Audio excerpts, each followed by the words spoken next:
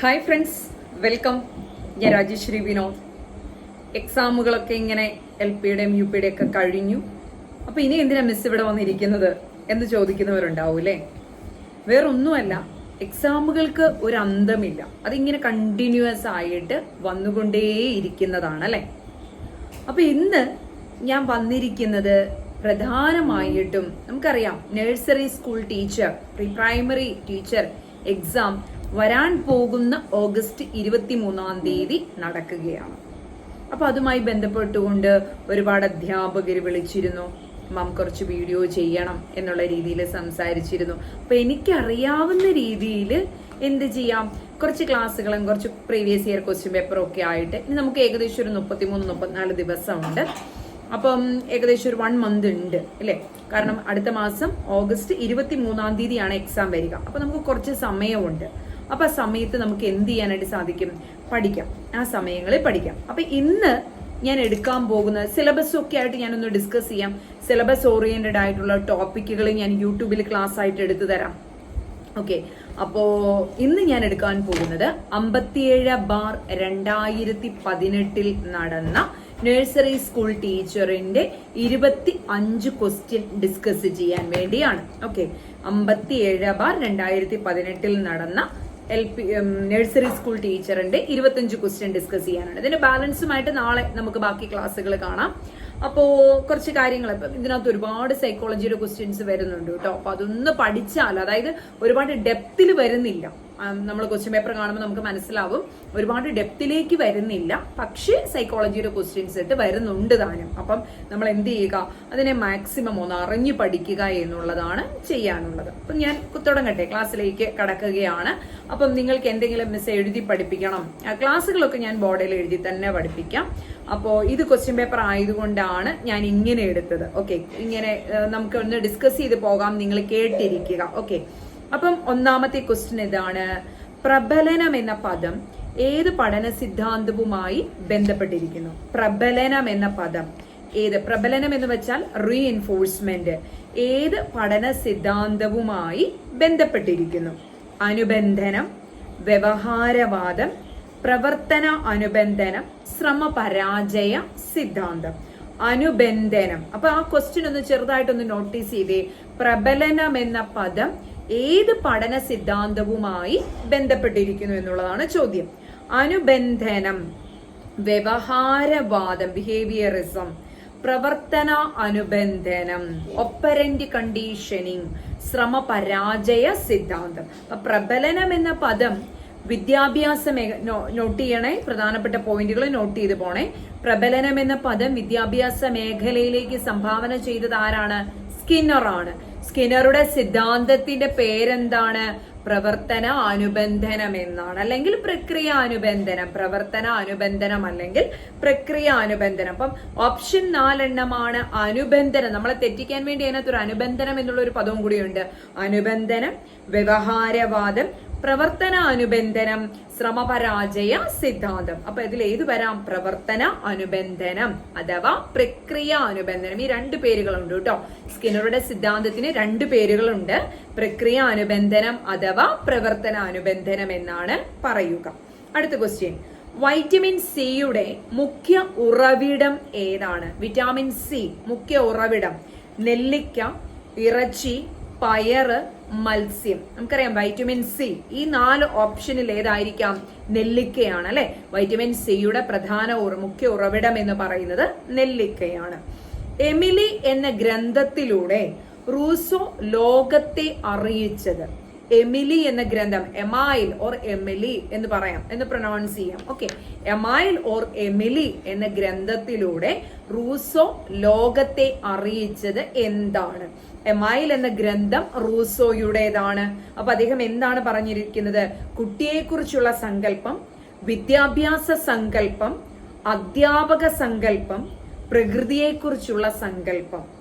എമൈൽ എന്ന ഗ്രന്ഥത്തിലൂടെ റൂസോ ലോകത്തെ അറിയിച്ചത് എന്താണ്? വിദ്യാഭ്യാസ സങ്കല്പം. അദ്ദേഹം എമൈൽ എന്ന ഗ്രന്ഥത്തിലൂടെ വിദ്യാഭ്യാസ സങ്കല്പങ്ങളെ കുറിച്ചാണ് ലോകത്തെ അറിയിച്ചത്. എമൈൽ എന്ന ഗ്രന്ഥം ആരുടേതാണ്? റൂസോയുടേതാണ്. എമൈൽ എന്ന ഗ്രന്ഥത്തിലൂടെ അദ്ദേഹം ലോകത്തെ അറിയിച്ചത് എന്താണ്? വിദ്യാഭ്യാസം. അദ്ദേഹത്തിന്റെ വിദ്യാഭ്യാസ സങ്കല്പമാണ് ലോകത്തെ അറിയിച്ചതെന്ന് പറയാം. ഓക്കെ, അടുത്ത ക്വസ്റ്റ്യനിലേക്ക് പോവാണ്. സമസംഘങ്ങൾ സ്വാധീനം ചെലുത്തുന്ന കാലഘട്ടം. സമസംഘങ്ങൾ, പിയർ ഗ്രൂപ്പ്സ് സ്വാധീനം ചെലുത്തുന്ന കാലഘട്ടം ഏതാണെന്നാണ് ചോദിച്ചിരിക്കുന്നത്. സമസംഘങ്ങൾ സ്വാധീനം ചെലുത്തുന്ന കാലഘട്ടം ശൈശവമാണോ, ബാല്യമാണോ, കൗമാരമാണോ, യൗവനമാണോ? അതായത് സംഘബന്ധങ്ങളുടെ കാലം എന്ന് അറിയപ്പെടുന്നത് അന്ത്യബാല്യം അഥവാ പിൽക്കാല ബാല്യമാണ്. കുറിച്ചു വെക്കണേ. സംഘബന്ധങ്ങളുടെ കാലം എന്നറിയപ്പെടുന്നത് പിൽക്കാല ബാല്യമാണ്. പക്ഷേ ചോദ്യം ഇതാണ്, സമസംഘങ്ങളുടെ സ്വാധീനം കാണപ്പെടുന്നത് in which developmental stage?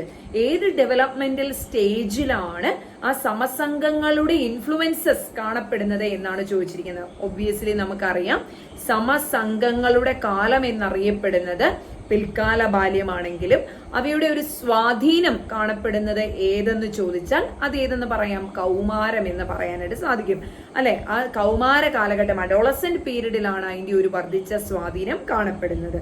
Okay, അടുത്ത 5ാമത്തെ ക്വസ്റ്റ്യനിലേക്ക് കടക്കുകയാണ്. പൗരാണിക അനുബന്ധന രീതി കണ്ടെത്തിയ റഷ്യൻ മനഃശാസ്ത്രജ്ഞൻ ആര്? പൗരാണിക അനുബന്ധന രീതി കണ്ടെത്തിയ റഷ്യൻ, പൗരാണിക അനുബന്ധനത്തിന്റെ മനഃശാസ്ത്രജ്ഞൻ റഷ്യൻ മനഃശാസ്ത്രജ്ഞനാണ്. അത് മനസ്സിലൊന്ന് ഓർത്തു വെക്കുക. പൗരാണിക അനുബന്ധന രീതി കണ്ടെത്തിയ റഷ്യൻ മനഃശാസ്ത്രജ്ഞൻ ആര്? പിയാഷെ, പാവലോവ്, സ്കിന്നർ, വാട്സൺ. പൗരാണിക അനുബന്ധന രീതി കണ്ടെത്തിയ റഷ്യൻ മനഃശാസ്ത്രജ്ഞൻ ആര്? പിയാഷെ, പാവലോവ്, സ്കിന്നർ, വാട്സൺ. ആരായിരിക്കാം? പൗരാണിക അനുബന്ധനം അഥവാ ക്ലാസിക്കൽ കണ്ടീഷനിങ് ആരുടേതാണ്? ഇവാൻ പെട്രോവിച്ച് പാവലോവിന്റേതാണ്. അദ്ദേഹം ഒരു റഷ്യൻ സൈക്കോളജിസ്റ്റ് ആണ്. ഇവാൻ പെട്രോവിച്ച് പാവലോവ് ആണ് പൗരാണിക അനുബന്ധനത്തിന്റെ വക്താവ്. ഞാൻ പറഞ്ഞില്ലേ, ഒരുപാട് ഡെപ്ത് ആയിട്ട് ചോദിക്കുന്നില്ല, പക്ഷെ അതിന്റെ ആ ഒരു ബേസ് ആയിട്ടുള്ള കാര്യങ്ങൾ ചോദിച്ചു പോകുന്നുണ്ട്. അപ്പൊ നമ്മൾ പഠിച്ചാൽ ഉറപ്പായിട്ട് നിങ്ങൾക്ക് സർവീസിൽ കയറാം, ഉറപ്പായിട്ട് നിങ്ങൾക്ക് റാങ്ക് ലിസ്റ്റിൽ ഇടം പിടിക്കാം പഠിക്കുകയാണെങ്കിൽ. കാരണം ഒരുപാട് ഡെപ്ത് നമ്മൾ LPO UPO പോലെ ഒരുപാട് ഡെപ്തിലേക്ക് ഇറങ്ങി പഠിക്കേണ്ട ഒരു സാഹചര്യം ഇതിനില്ല എന്നുള്ളതാണ് മനസ്സിലാക്കാൻ സാധിക്കുന്നത്.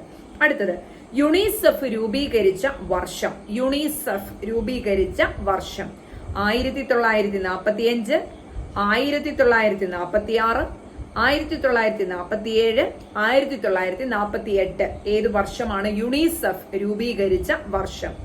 11 ഡിസംബർ 1946. 11 ഡിസംബർ 1946 യുണിസെഫ് രൂപീകരിച്ചത് എന്ന് പറയാം. 11/9/1946 യുണിസെഫ് രൂപീകരിച്ചത് എന്ന് പറയാനായിട്ട് സാധിക്കും. വിദ്യാസമ്പന്ന, 7ാമത്തെ ക്വസ്റ്റ്യനിലേക്ക് അടക്കുകയാണ്. വിദ്യാസമ്പന്നരായ സ്ത്രീകൾ കുടുംബത്തിന് മഹാമാരി ബാധ പോലെയാണ്. അങ്ങനെ അഭിപ്രായപ്പെട്ട ദാർശനികൻ ആരാണ്? വിദ്യാസമ്പന്നരായ സ്ത്രീകൾ കുടുംബത്തിന് മഹാമാരി ബാധ പോലെയാണ് ഇങ്ങനെ അഭിപ്രായപ്പെട്ട ദാർശനികൻ റൂസോയാണോ, കൊമീനിയസ് ആണോ, ജോൺ ഡൂയി ആണോ, പൗലോ ഫ്രെയർ ആണോ? വിദ്യാസമ്പന്നരായ സ്ത്രീകൾ കുടുംബത്തിന് മഹാമാരി ബാധ പോലെയാണ് എന്നിങ്ങനെ അഭിപ്രായപ്പെട്ട ദാർശനികൻ ആരാണ്? റൂസോയാണോ, കൊമീനിയസ് ആണോ, ജോൺ ഡൂയി ആണോ, പൗലോ ഫ്രെയർ ആണോ? റൂസോയാണ് അഭിപ്രായപ്പെട്ടത്. 2018 നടന്ന നഴ്സറി ടീച്ചറിന്റെ പ്രീവിയസ് ഇയർ ക്വസ്റ്റ്യൻ ആണ്, ഒന്ന് കുറിച്ചു വെക്കണം. വിദ്യാസമ്പന്നരായ സ്ത്രീകൾ കുടുംബത്തിന് മഹാമാരി ബാധ പോലെയാണ് എന്ന് അഭിപ്രായപ്പെട്ട ദാർശനികൻ ആരാണ് എന്ന് ചോദിച്ചാൽ റൂസോയാണ് എന്നവിടെ ഒന്ന് എഴുതി വെക്കുക. ഇനി അനോഫിലിസ് കാരണമാകുന്ന രോഗം. അനോഫിലിസ് ആരാ? ഒരുതരം പെൺകൊതുകുകളാണ് അല്ലെ. അനോഫിലിസ് കാരണമാകുന്ന രോഗം ഏതാണ്? മസ്തിഷ്ക ജ്വരം, ചിക്കൻ ഗുനിയ, ഡെങ്കിപ്പനി, മലമ്പനി. അനോഫിലിസ് കാരണമാകുന്ന രോഗം നമുക്കറിയാം, മനുഷ്യരിലും മൃഗങ്ങളിലും ഒരേപോലെ കൊതുക് പരത്തുന്ന ഒരു സാംക്രമിക രോഗമാണ് മലമ്പനി അഥവാ മലേറിയ എന്നറിയപ്പെടുന്നത് അല്ലെ. അതിനെ ചതുപ്പ് പനി അഥവാ മാർഷ് ഫീവർ എന്നും അറിയപ്പെടുന്നുണ്ട്. ചതുപ്പ് പനി അഥവാ മാർഷ് ഫീവർ എന്നാണ് മലമ്പനിയെ അറിയപ്പെടുന്ന മറ്റൊരു പേര്. അനോഫിലിസ് വിഭാഗത്തിൽപ്പെടുന്ന ഒരു തരം പെൺകൊതുകുകളാണ് ഇത്തരം രോഗങ്ങൾ വരുത്തി വെക്കുന്നത്. ഏത്? ഈ മലേറിയ അഥവാ മലമ്പനി പോലുള്ള രോഗങ്ങൾ വരുത്തി വെക്കുന്നത് അനോഫിലിസ് എന്ന പെൺകൊതുകുകളാണ് എന്ന് പഠിച്ചു വെക്കുക. ഓക്കെ, അപ്പൊ അനോഫിലിസ് കാരണമാകുന്ന രോഗം ഏതാണ് കുഞ്ഞുങ്ങളെ? മലമ്പനി അഥവാ മലേറിയ എന്ന് പറയാനായിട്ട് സാധിക്കും. ഇനി കുട്ടികളിൽ ഉണ്ടാവുന്ന വായനാ വൈകല്യം, 9ാമത്തെ ക്വസ്റ്റ്യൻ ആണ്. കുട്ടികളിൽ ഉണ്ടാവുന്ന വായനാ വൈകല്യം, ഡിസ്ലെക്സിയ, ഓട്ടിസം, ഡിസ്ഗ്രാഫിയ, ജൽപ്പനം. ഇതിൽ 2 കാര്യങ്ങൾ നമുക്ക് പ്രധാനമായിട്ടും വൈകല്യങ്ങൾ എന്ന് പറയുന്നത് പ്രധാനമായിട്ടും ഡിസ്ലെക്സിയയും ഡിസ്ഗ്രാഫിയ, അതായത് പഠനവുമായി ബന്ധപ്പെട്ട വൈകല്യം. ഈ 4 ഓപ്ഷൻ, ഡിസ്ലെക്സിയ, ഓട്ടിസം, ഡിസ്ഗ്രാഫിയ, ജൽപ്പനം, ഈ 4 ഓപ്ഷനുകളിൽ നമുക്ക് ഉത്തരമായിട്ടുള്ളതെന്ന് പറയുന്നത് അല്ല, പഠന വൈകല്യമായിട്ടുള്ളത് ഡിസ്ലെക്സിയായും ഡിസ്ഗ്രാഫിയായുമാണ്. അത് എഴുത്തിലുള്ള വൈകല്യം എന്നറിയപ്പെടുന്നത് ഡിസ്ലെക്സിയായും വായനാ വൈകല്യം അഥവാ ഭാഷാ വൈകല്യം എന്നറിയപ്പെടുന്ന ഡിസ്ലെക്സിയായും എഴുത്തിലുള്ള വൈകല്യം എന്നറിയപ്പെടുന്നത് ഡിസ്ഗ്രാഫിയായുമാണ്. ഓക്കെ, അത് അവിടെ എഴുതി വെക്കുക. വായനാ വൈകല്യം അഥവാ ഭാഷാ വൈകല്യം എന്ന് അറിയപ്പെടുന്നത് ഡിസ്ലെക്സിയായും, എഴുത്തിലുള്ള വൈകല്യം, പ്രോപ്പറായിട്ട് എഴുതാൻ പറ്റാത്തത്, കൈയക്ഷര തെറ്റുവരിക, അക്ഷരങ്ങൾക്കിടയിൽ വിടവ് സൂക്ഷിക്കാതെ കഴിയാതെ വരിക, പിന്നെ തുടങ്ങുമ്പോൾ ക്യാപിറ്റൽ ലെറ്റർ ഉപയോഗിക്കാതിരിക്കുക, പഞ്ച്വേഷൻ മാർക്ക് ഉപയോഗിക്കാതെ പോവുക, ഇതൊക്കെ ഡിസ്ഗ്രാഫിയായുടെ ലക്ഷണങ്ങളാണ്. ഓക്കെ, അപ്പൊ ഇത് 2ആണ് വൈകല്യം. ഉത്തരം വരുന്നത് വായനാ വൈകല്യം എന്ന് പറയുമ്പോൾ ഡിസ്ലെക്സിയ, ഭാഷാ വൈകല്യം എന്ന് വന്നാലോ ഡിസ്ലെക്സിയ എന്ന് പറയാൻ സാധിക്കും. അടുത്തത് 10ാമത്തെ ക്വസ്റ്റ്യനിലാണ്.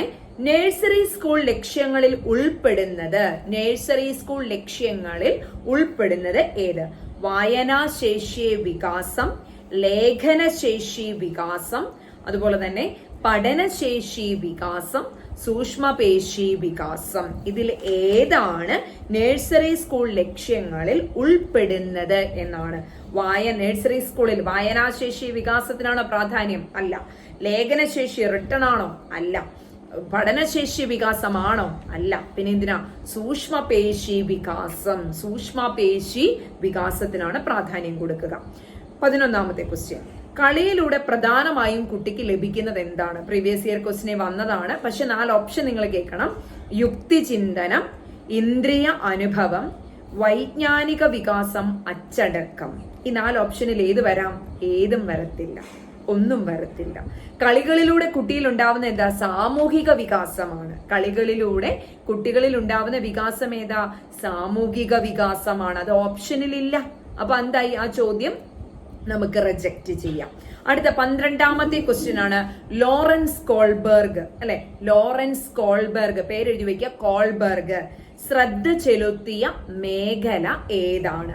ലോറൻസ് കോൾബർഗ് ശ്രദ്ധ ചെലുത്തിയ മേഖല ഏതാണ്?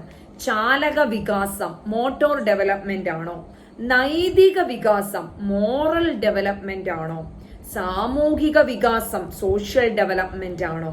വൈകാരിക വികാസം, ഇമോഷണൽ ഡെവലപ്മെന്റ് ആണോ? ഇതിലേതാണ് കോൾബർഗ് ശ്രദ്ധ ചെലുത്തിയ മേഖല?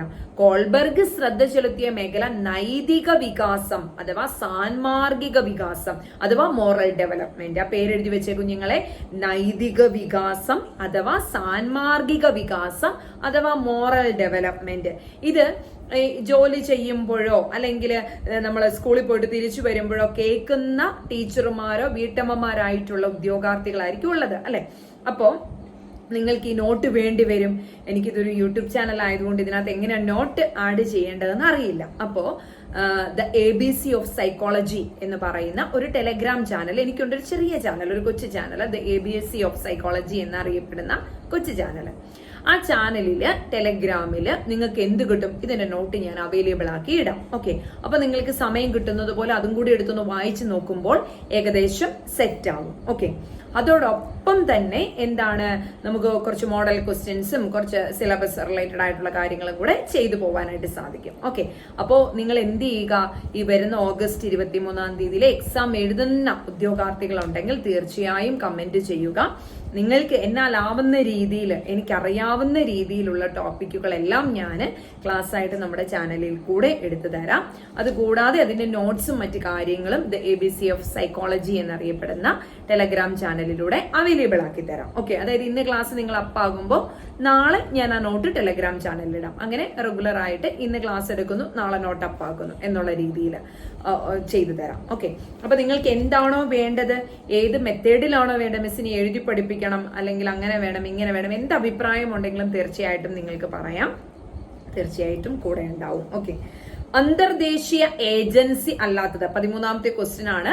അന്തർദേശീയ ഏജൻസി അല്ലാത്തത് ഏത്? NCERT ആണോ, യുണിസെഫ് ആണോ, വേൾഡ് ഹെൽത്ത് ഓർഗനൈസേഷൻ WHO ആണോ, യുനെസ്കോ ആണോ? ഇതിൽ ഏതാണ് അന്തർദേശീയം? ദേശീയമല്ല, അന്തർദേശീയം അല്ലാത്തത് ഏത്? നമുക്ക് കാണുമ്പോൾ അറിയാം അല്ലെ, UNESCO, UNICEF, world health organisation ഒക്കെ എന്താണ്? അന്തർദേശീയ സംഘടനകളാണ്. ഇപ്പൊ പറഞ്ഞിരിക്കുന്നതിൽ ഏതാണ് ദേശീയ സംഘടന? NCERT ആണ് അല്ലെ, NCERT എന്ന് നമുക്ക് പറയാനായിട്ട് സാധിക്കും അല്ലെ. ഇനി വികസന ആരംഭം തുടങ്ങുന്നത്, വികസനം ആരംഭിക്കുന്നത്, ഒരു കുട്ടിയുടെ വികാസം ആരംഭിക്കുന്നത് എപ്പോഴാണെന്നാണ്? ശൈശവത്തിലാണോ, കൗമാരത്തിലാണോ, ഗർഭസ്ഥ അവസ്ഥയിലാണോ, ബാല്യത്തിലാണോ? എപ്പോഴാണ് വികസന ആരംഭം തുടങ്ങുന്നത്? ഒരമ്മയുടെ വയറ്റിലായിരിക്കുമ്പോൾ തൊട്ട് എന്ത് ആരംഭിക്കും? വികസനം ആരംഭിക്കും. It starts from womb until to death എന്നാണ് പറയുക അല്ലെ. മരണം വരെ, അമ്മയുടെ വയറ്റിൽ ഗർഭാവസ്ഥയിലായിരിക്കുന്ന സമയം തൊട്ട് മരണം വരെ തുടർച്ചയായ ഒരു പ്രക്രിയയാണ് എന്ത്? ഡെവലപ്മെന്റ് അഥവാ വികാസം എന്നാണ് പറഞ്ഞിട്ടുള്ളത്. ഓക്കെ, അപ്പൊ വികസനം തുടങ്ങുന്നത് അമ്മയുടെ വയറ്റിലായിരിക്കുന്ന ഗർഭസ്ഥ അവസ്ഥയിലാണ് എന്ന് കാണാനായിട്ട് സാധിക്കും. അടുത്ത 15ാമത്തെ ക്വസ്റ്റ്യനിലേക്ക് പോകാം. ക്ഷയരോഗാണു ബോർഡെറ്റെല്ലെ, കോണി ബാക്ടീരിയം, മൈക്സോവൈറസ് പരോട്ടിറ്റിസ്, മൈക്രോബാക്ടീരിയം ട്യൂബർകുലെ. ഏതാണ് ക്ഷയ TB രോഗാണു? ഏതാണെന്നാണ് ചോദിച്ചിരിക്കുന്നത്. മൈക്രോബാക്ടീരിയം ട്യൂബർകുലോസിസ് എന്ന ബാക്ടീരിയം അല്ലെങ്കിൽ അണുബാധ മൂലമാണ് നമുക്ക് എന്തുണ്ടാവുന്നത്? ക്ഷയരോഗം ഉണ്ടാകുന്നതെന്ന് പറയാം. അപ്പൊ നമ്മൾ ആ അണുബാധ ശ്വസിച്ച് അത് രക്തത്തിലൂടെ വൃക്കകളിലേക്ക്, മറ്റ് നമ്മുടെ ശരീര അവയവങ്ങളിലേക്ക് പോവുകയും അത് പടരുകയും ചെയ്യുകയാണ്. നമുക്ക് കുറച്ച് സയൻസ് അറിയാവുന്ന അധ്യാപകരുണ്ട്, അവർക്ക് കുറച്ചുകൂടെ ഡീറ്റെയിൽ ആയിട്ട് അറിയാം അല്ലെ. അപ്പൊ TB എന്ന് പറയുന്നത്, ക്ഷയരോഗാണു അല്ലെങ്കിൽ TB എന്ന് പറയുന്നത് എന്ത് ബാക്ടീരിയ അല്ലെങ്കിൽ അണുബാധ മൂലമാണ്? മൈക്രോബാക്ടീരിയം ട്യൂബർകുലോസിസ്, ട്യൂബർകുലെ, മൈക്രോബാക്ടീരിയം ട്യൂബർകുലോസിസ് എന്ന് പറയുന്ന ബാക്ടീരിയ അല്ലെങ്കിൽ അണുബാധ മൂലമാണ് എന്ന് കാണാനായിട്ട് സാധിക്കും. ഇതില് 2 തരമുണ്ട്. പ്രവൃത്തിരഹിതമായ TB ഉണ്ട്, സജീവമായ TBയും ഉണ്ട് അല്ലെ. അപ്പൊ അതൊന്ന് ആ ഒരു പോർഷൻ ഒന്ന് എടുത്ത് വായിച്ചു നോക്കിയുള്ളൂ കേട്ടോ. ആ ഒരു ഏരിയ ഒന്ന് നോക്കണം. രോഗാണു, രോഗകാരികൾ, അത് നിങ്ങളുടെ സിലബസിലും കിടക്കുന്ന ഒരു ടോപ്പിക്കാണ്. ഇനി 16ാമത്തെ ക്വസ്റ്റ്യനിലേക്ക് പോവുകയാണ്. പ്രീ സ്കൂളിന് ഇണങ്ങുന്ന മൂല്യനിർണയ ഉപാധി ഏതാണ്? പ്രീ സ്കൂളിന് ഇണങ്ങുന്ന മൂല്യനിർണയ ഉപാധി താഴെ പറയുന്നവയിൽ ഏതാണ്? ഓപ്ഷൻ എ ചോദ്യങ്ങൾ ചോദിക്കുന്നത്, ഓപ്ഷൻ ബി വായിപ്പിക്കുന്നത്, ഓപ്ഷൻ സി നിരീക്ഷിക്കൽ, ഓപ്ഷൻ ഡി എഴുതിപ്പിക്കൽ. അപ്പൊ ഇതിൽ ഏതാണ് ഏറ്റവും ഉചിതമായ മൂല്യനിർണയ ഉപാധി ഏതാണെന്നാണ് ചോദിച്ചിരിക്കുന്നത്. അപ്പൊ പ്രീ സ്കൂളിന് ഇണങ്ങുന്ന മൂല്യനിർണയ ഉപാധി എന്ന് പറയുമ്പോൾ ചോദ്യങ്ങൾ ചോദിക്കുന്നതാണോ? അല്ല. വായിപ്പിക്കുന്നതാണോ? അല്ല. എഴുതിപ്പിക്കുന്നതാണോ? അല്ല. പക്ഷെ കുട്ടികളെ നിരീക്ഷിക്കുന്നതാണ് അല്ലെ. അപ്പൊ നിരീക്ഷിക്കുന്നതാണ് പ്രീ സ്കൂളിന് ഇണങ്ങിയ മൂല്യനിർണയ ഉപാധി എന്ന് നമുക്ക് പറയാനായിട്ട് സാധിക്കും. അടുത്തത് പ്രത്യാവർത്തന ശേഷി ഉണ്ടാവുന്ന കാലഘട്ടം, അതായത് റിവേഴ്സിബിലിറ്റി എന്ന് വെച്ചാല് ഇപ്പം രണ്ട് കുട്ടികൾ എന്ന് പറഞ്ഞാല് ഇപ്പൊ ഞാൻ 2 കുട്ടികളെ സാങ്കല്പികമായിട്ട് എടുക്കുകയാണ്, വരുണും വിഷ്ണുവും. ഓക്കെ, വിഷ്ണുവിന് യഥാക്രമം 6 വയസ്സും വരുണിന് യഥാക്രമം 12 വയസ്സുമാണെന്ന് വിചാരിക്കുക. അപ്പൊ വിഷ്ണുവിനോട് ഞാൻ ചോദിക്കുകയാണ്, മോനെ ആരാണ് ഇത് എന്ന് വരുണിനെ ചൂണ്ടി ചോദിക്കുമ്പോൾ വിഷ്ണു പറയും, ടീച്ചറെ അത് എന്റെ ചേട്ടനാണ് എന്ന് പറയും അല്ലെ. ഇനി ഇനി ഞാൻ തിരിച്ചു ചോദിക്കാണ്, വിഷ്ണുവിന്റെ ആരായിട്ട് വരും വരുൺ എന്ന് ചോദിച്ചാൽ കുട്ടിക്ക് എന്താണ് തിരിച്ചു ചിന്തിക്കാനുള്ള കേപ്പബിലിറ്റി ഇല്ല. അവൻ മറുപടി പറയില്ല. അവൻ ഇങ്ങനെ മറുപടി പറയാതെ നിൽക്കും. അവൻ മറുപടി പറയില്ല. ഓക്കെ, അപ്പൊ എന്തെന്ന് പറയാം? പ്രത്യാവർത്തന ശേഷി ഇല്ല, അതായത് റിവേഴ്സിബിലിറ്റി ഇല്ല എന്ന് പറയാം. റിവേഴ്സിബിലിറ്റി കുട്ടിക്ക് ആയിട്ടില്ല. 6 വയസ്സിൽ റിവേഴ്സിബിലിറ്റി കുട്ടിക്ക് ആയിട്ടില്ല. ഇവിടെ ചോദിക്കുന്ന ചോദ്യം പിയാഷയുടെ ആണ്. ഈ കോൺസെപ്റ്റ് പ്രത്യാവർത്തന ശേഷി എന്ന കോൺസെപ്റ്റ് പിയാഷയുടേതാണ്. അപ്പൊ ഇവിടെ ചോദ്യം ഇതാണ്, പ്രത്യാവർത്തന ശേഷി ഉണ്ടാവുന്ന കാലഘട്ടം ഏതാണെന്നാണ് ചോദ്യം.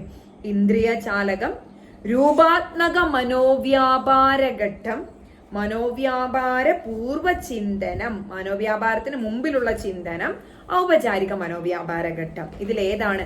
1 ഇന്ദ്രിയ ജാലക ഘട്ടം, 2 പ്രാക് മനോവ്യാപാരം അഥവാ മനോവ്യാപാര പൂർവഘട്ടം. ഇനി എന്താണ്? രൂപാത്മക മനോവ്യാപാര ചിന്തനം, മൂർത്ത മനോവ്യാപാര ഘട്ടം അഥവാ രൂപാത്മക മനോവ്യാപാര ഘട്ടം അഥവാ ഔപചാരിക മനോവ്യാപാര ഘട്ടം. ഈ 4 ഘട്ടങ്ങളിൽ ഏതാണ്? ഒന്നെങ്കിൽ ഏതെന്ന് പറയാം? രൂപാത്മക മനോവ്യാപാര ഘട്ടം എന്ന് പറയാം. രൂപാത്മക മനോവ്യാപാര ഘട്ടം അഥവാ മൂർത്ത മനോവ്യാപാര ഘട്ടം, കോൺക്രീറ്റ് ഓപ്പറേഷണൽ സ്റ്റേജ് എന്ന് പറയാനായിട്ട് സാധിക്കും. ഓക്കെ, അപ്പൊ അതൊന്ന് ഓർത്തു വെച്ചോളുക.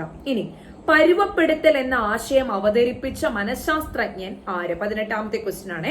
പരുവപ്പെടുത്തൽ എന്ന ആശയം അവതരിപ്പിച്ച മനഃശാസ്ത്രജ്ഞൻ ആര്? പരുവപ്പെടുത്തൽ എന്ന ആശയം അവതരിപ്പിച്ച മനഃശാസ്ത്രജ്ഞൻ ആര്? Pavlov, Skinner, Watson, Thorndike. പരുവപ്പെടുത്തൽ എന്ന ആശയം അവതരിപ്പിച്ച മനഃശാസ്ത്രജ്ഞൻ പാവലോവ്, സ്കിന്നർ, വാട്സൺ, തോണ്ടേക്ക്. ആര് വരാം? പാവലോവാണ്. പരുവപ്പെടുത്തൽ എന്ന ആശയം അവതരിപ്പിച്ചത് ആരാണ്? പാവലോവാണ്. ഇനി ശിശുക്ഷേമ പ്രവർത്തനങ്ങൾക്ക് വേണ്ടി അല്ലാതെ പ്രവർത്തിക്കുന്ന ഏജൻസി ഏതാണ്? ശിശു ക്ഷേമ പ്രവർത്തനങ്ങൾക്ക് വേണ്ടി അല്ലാതെ പ്രവർത്തിക്കുന്ന ഏജൻസി ഏതാണ്? കെയർ ആണോ? CSWB ആണോ? NCTE ആണോ? NIPCCD ആണോ? അതിൽ നമുക്ക് വായിക്കുമ്പോൾ തന്നെ അറിയാം NCTE, national council for teacher education. അതൊരിക്കലും എന്താ ശിശുക്ഷേമത്തിന് വേണ്ടിയുള്ളതല്ല, അധ്യാപകരുടെ പുരോഗമനത്തിന് വേണ്ടിയുള്ളതാണ്. അല്ലെ, അധ്യാപക മാനദണ്ഡം, അധ്യാപകരുടെ പുരോഗമനത്തെ ലക്ഷ്യമാക്കിയുള്ള സംഘടനയാണ് NCTE എന്ന് പറയാം. അല്ലെ, അപ്പൊ ശിശുക്ഷേമ പ്രവർത്തനങ്ങൾക്ക് വേണ്ടി പ്രവർത്തിക്കാത്ത സംഘടന എന്ന് ചോദിച്ചാൽ NCTE എന്ന് പറയാനായിട്ട് സാധിക്കും. ഓക്കെ, ഇനി 20ാമത്തെ ക്വസ്റ്റ്യൻ. പരിതോവസ്ഥയുമായി ഇടപഴകുന്നതിന്റെ ഫലമായി, അതായത് പരിസ്ഥിതിയുമായി ഇടപഴകുന്നതിന്റെ ഫലമായി നമ്മുടെ ജ്ഞാതൃഘടന, നമ്മുടെ വൈജ്ഞാനിക ഘടനയിൽ സാംശീകരിക്കപ്പെട്ടിട്ടുള്ള വൈജ്ഞാനിക അംശങ്ങൾ, അതായത് വേറൊന്നുമല്ല നമ്മുടെ വൈജ്ഞാനിക ഘടന, അതായത് പരിസ്ഥിതിയുമായി ചേർന്ന് നിന്നുകൊണ്ട് അറിവ് നമ്മൾ എന്ത് ചെയ്യുന്നു? നമ്മുടെ വൈജ്ഞാനിക ഘടനയിൽ, അതായത് നമ്മുടെ കൊഗ്നിറ്റീവ് സ്ട്രക്ചറിൽ കൊണ്ടുവയ്ക്കുകയാണ്. ഇങ്ങനെ ഈ വൈജ്ഞാനിക, അതായത് ആ രൂപപ്പെട്ടു വരുന്ന വൈജ്ഞാനിക അംശങ്ങൾക്ക് പറയുന്ന പേരെന്താണ്? നമ്മൾ ആ സ്വീകരിക്കുന്ന അറിവിന് പറയുന്ന പേരെന്താ? ആ ക്വസ്റ്റിന്റെ അർത്ഥം അതാണ്. പരിതോ അവസ്ഥയുമായി ഇടപഴകുന്നതിന് ഫലമായി ജ്ഞാതൃഘടനയിൽ സാംശീകരിക്കപ്പെടുന്ന വൈജ്ഞാനിക അംശങ്ങൾ അറിയപ്പെടുന്ന പേര് എന്താണെന്നുള്ളതാണ്. എന്തെന്ന് പറയാം? സ്കീമ. അല്ലെ, അറിവിന് പറയുന്ന പേര് സ്കീമ. ഇതൊക്കെ പിയാഷയുമായി ബന്ധപ്പെട്ട ക്വസ്റ്റ്യൻ ആണ്. ഇനി കുട്ടിയെ കുറിച്ചുള്ള അദ്ദേഹത്തിന്റെ അഭിപ്രായ പ്രകടനം, 21ാമത്തെ ക്വസ്റ്റ്യൻ ആണ്. കുട്ടിയെ കുറിച്ചുള്ള അദ്ദേഹത്തിന്റെ അഭിപ്രായ പ്രകടനം വിദ്യാഭ്യാസ ലോകത്തിൽ ആവേശം വിതറി. ആരുടെ അഭിപ്രായമാണ് ഇവിടെ സൂചിപ്പിക്കുന്നത്? കുട്ടിയെക്കുറിച്ചുള്ള അദ്ദേഹത്തിന്റെ അഭിപ്രായ പ്രകടനം വിദ്യാഭ്യാസ ലോകത്തിൽ ആവേശം വിതറി. ആരുടെ അഭിപ്രായമാണ് ഇവിടെ ഉദ്ദേശിക്കുന്നത്? Rousseau, Dewey, Pestalozzi, Froebel. കുട്ടിയെക്കുറിച്ചുള്ള അദ്ദേഹത്തിന്റെ അഭിപ്രായം വിദ്യാഭ്യാസ ലോകത്തിൽ ആവേശം വിതറി. ആരുടെ വാക്കുകളാണതെന്നാണ് ചോദിച്ചിരിക്കുന്നത്. റൂസോയുടേതാണോ? ജോൺ ഡൂയിയുടേതാണോ? പെസ്റ്റലോസിയുടേതാണോ? ഫ്രോബലിന്റേതാണോ? ഇവിടെ പെസ്റ്റലോസിയുടേതാണ് ഈ വാക്കുകൾ. ഇനി അടുത്ത ക്വസ്റ്റ്യൻ ഇതാണ്.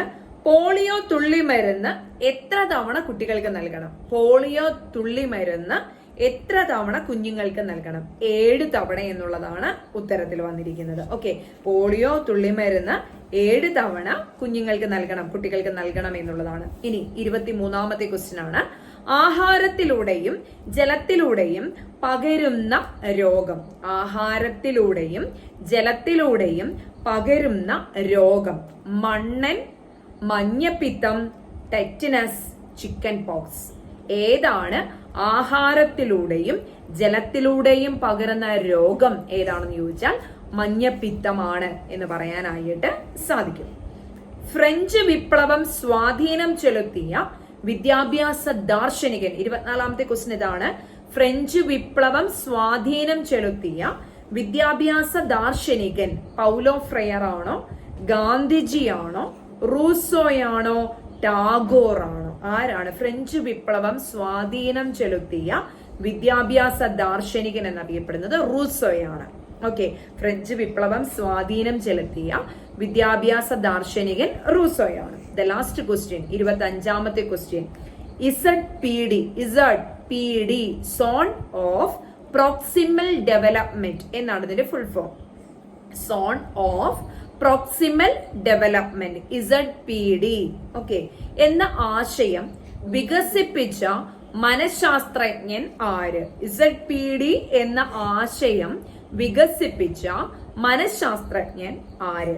ബ്രൂണർ, വൈഗോട്സ്കി, പിയാഷെ, കൊയില. ആരാണ് ZPD zone of proximal development അഥവാ ZPD എന്ന ആശയം വികസിപ്പിച്ച മനഃശാസ്ത്രജ്ഞൻ ആരാണ്? ബ്രൂണർ ആണോ, വൈഗോട്സ്കി ആണോ, പിയാഷെ ആണോ, കൊയിലർ ആണോ? ഇതിൽ ആരാണെന്നാണ് ചോദിച്ചിരിക്കുന്നത്. ആരായിരിക്കാം? വൈഗോട്സ്കിയുടെ കോൺസെപ്റ്റ് ആണ് സോൺ ഓഫ് പ്രോക്സിമൽ ഡെവലപ്മെന്റ് എന്ന് പറയുന്നത്. ഏകദേശം 25 ക്വസ്റ്റ്യൻ ആണ് കഴിഞ്ഞത്. അതായത് 57/2018 നടന്ന നഴ്സറി സ്കൂൾ ടീച്ചറുമായി ബന്ധപ്പെട്ട് 25 ക്വസ്റ്റ്യൻ ആണ് ഞാൻ എടുത്തിരിക്കുന്നത്. ഇതിന്റെ ബാക്കി 25 സെറ്റ് ആയിട്ട് 100 ക്വസ്റ്റ്യൻ ഇതുപോലെ നിങ്ങൾക്ക് കേട്ടിരിക്കാൻ വയ്യ. പിന്നെ ഞാൻ ബോർഡിൽ എഴുതാത്തത് എന്താണെന്ന് ചോദിച്ചാൽ നിങ്ങളുടെ കണ്ണിന് സ്ട്രെയിൻ വേണ്ട, കേട്ടാൽ മതി, കുഴപ്പമില്ല, നോ പ്രോബ്ലം, കേട്ടിരുന്നാൽ മതിയല്ലോ എന്ന് വിചാരിച്ചിട്ടാണ് ഇങ്ങനെ എടുത്തത്. അപ്പോ കേട്ടു പഠിക്കുക. 25 ക്വസ്റ്റ്യൻ 26 മിനിറ്റ് കൊണ്ട് നമ്മൾ ഏകദേശം സെറ്റ് ആക്കിയിട്ടുണ്ട്. അപ്പൊ ഇതൊന്ന് കേട്ട് പഠിക്കുക. ഇമ്പോർട്ടന്റ് ആയിട്ടുള്ള ആ പോയിന്റുകളൊന്ന് നോട്ട് ഡൗൺ ചെയ്യുക. ഓക്കെ, വരാൻ പോകുന്ന എക്സാം ആണ്. നമുക്ക് ഏകദേശം ഒരു 30, 32, 33 ദിവസം സമയമുണ്ട്.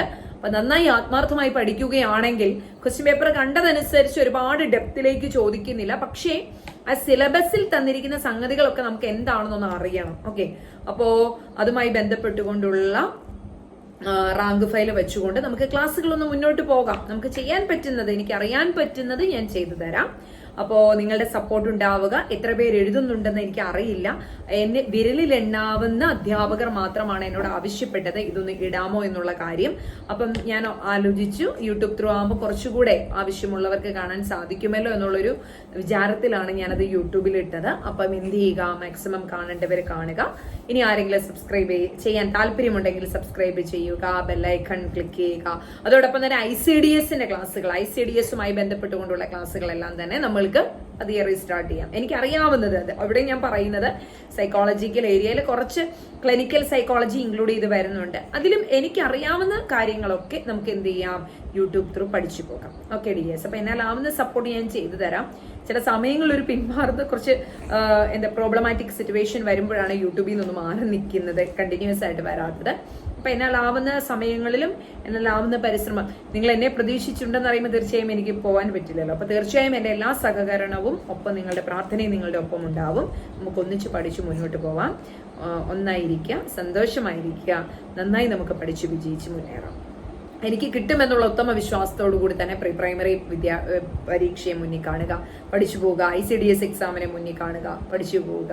ചെയ്യാൻ പറ്റുന്ന സപ്പോർട്ടുകളെല്ലാം എൻ്റെ ഭാഗത്തു നിന്നുള്ള ഞാൻ ചെയ്തു തരാം കുഞ്ഞുങ്ങളെ. ഓക്കെ ഡിയേഴ്സ്, അപ്പൊ നമുക്ക് ഉടനെ തന്നെ നെക്സ്റ്റ് ഡേ, ഉടനെയല്ല നെക്സ്റ്റ് ഡേ, നാളെ തന്നെ മറ്റൊരു ക്ലാസ്സുമായി കാണാം. Thank you so much. Thank you.